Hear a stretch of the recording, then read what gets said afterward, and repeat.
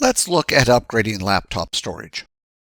Depending on the laptop, it may support only one internal storage device, with additional storage requiring an external drive or network solution. In this example, the laptop has a single storage slot, meaning you can't simply add more storage. Instead, you need to replace the existing drive with a larger one or use external storage options. Upgrading your fixed disk, whether a hard disk or SSD, requires a plan of what to do with your existing data. Later in the video, I will cover the process of installing storage in a laptop, but first, I will focus on managing the existing data before upgrading. When upgrading storage or the operating system on a computer, CompTIA describes migration as a bit-for-bit copy of the storage. However, other vendors may use migration to mean copying only user data and settings. Essentially, what CompTIA calls migration is often referred to as cloning or imaging. To avoid confusion in the workplace, I recommend using the terms cloning or imaging. For the rest of this video, I will refer to this process as imaging. Imaging typically requires the new storage to be the same size or larger than the original. Some imaging software can shrink the image to fit a smaller drive, usually by reducing the partition size.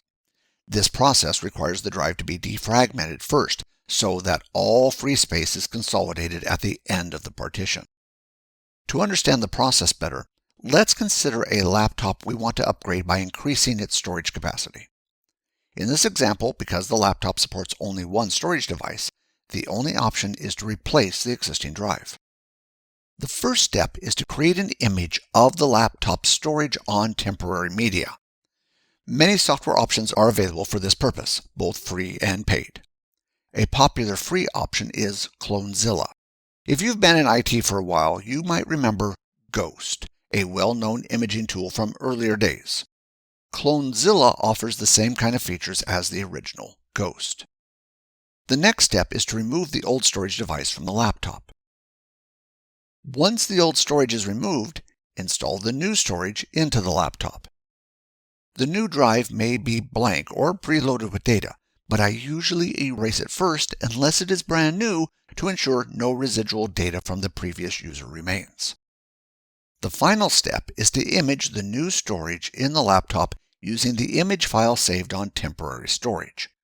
Depending on your options, the imaging process may delete any existing data on the drive.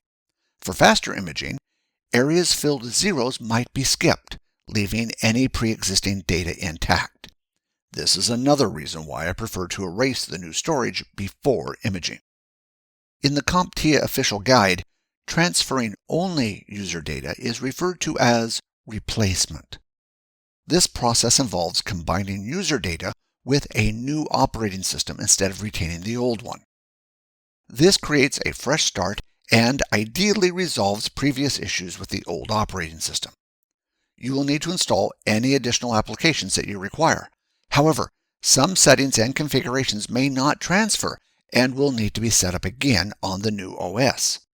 If your old system was crashing, unstable, or sluggish, this approach can help you start afresh with a new operating system and hopefully leave those problems behind.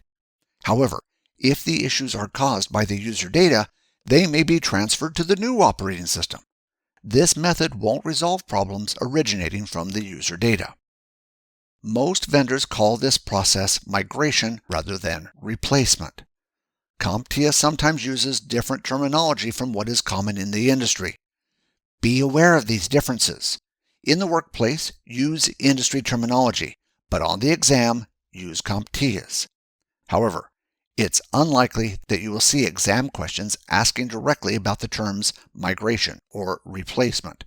You will most likely be tested on the underlying concepts. Laptops use various storage form factors, which define both the storage dimensions and connector placements. This standardization ensures compatibility with any device that supports the form factor. For example, this 2.5-inch form factor has long been a popular choice in laptops. This form factor was widely used before the introduction of M.2 storage, which will be discussed next. There is also a 1.8-inch form factor, though it is rarely used. This smaller size was primarily found in compact devices rather than laptops, and it was overshadowed by more popular form factors, making devices that use it very rare. All these devices use the SATA interface, which supports speeds up to 6 gigabits per second. Notably, both hard disk drives and solid-state drives can utilize this interface. There are also mSATA and mini PCIe devices. SATA was released in 2000, and mSATA was introduced in 2009 as a more compact alternative to the 2.5-inch form factor. However, mSATA did not gain widespread popularity, and in 2013, M.2 was introduced and quickly became the preferred option. As a result, mSATA was short-lived in the marketplace and is rarely encountered today. Mini PCIe, released in 2005, predates mSATA. It gained little market adoption, and since mSATA was designed to replace it, you are even less likely to come across mini PCIe devices today. In 2013, the M.2 form factor was introduced, quickly becoming the preferred storage option in laptops due to its compact size and lower storage costs. Unlike the previous storage devices that relied solely on the SATA protocol, M.2 drives support multiple protocols, offering greater versatility. For M.2 storage devices, the two primary protocols used are SATA and NVMe. The official M.2 standard allows for a maximum of 2 notches in the connector. Each notch reduces the pin count, which in turn limits the data transmission capacity. The placement of these notches indicates the supported protocols and prevents the device from being inserted into an incompatible slot. Currently, SATA M.2 devices feature 2 notches, known as the B plus M key. The position of these notches indicates the key type.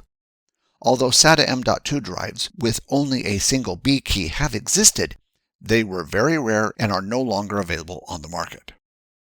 M.2 SATA was limited to 6 gigabits per second due to the protocol's constraints. This explains why the market favors having 2 notches. Given that 6 gigabytes per second is relatively low by today's standards, removing one or both notches does not affect the maximum speed. Instead, it broadens compatibility with a wider range of devices. Manufacturers aim to sell their storage solutions to as many customers as possible, so not restricting storage to a single M.2 slot type makes sense. NVMe devices currently feature a single notch, known as the M key. NVMe uses PCIe for communication and supports up to 4 PCIe lanes.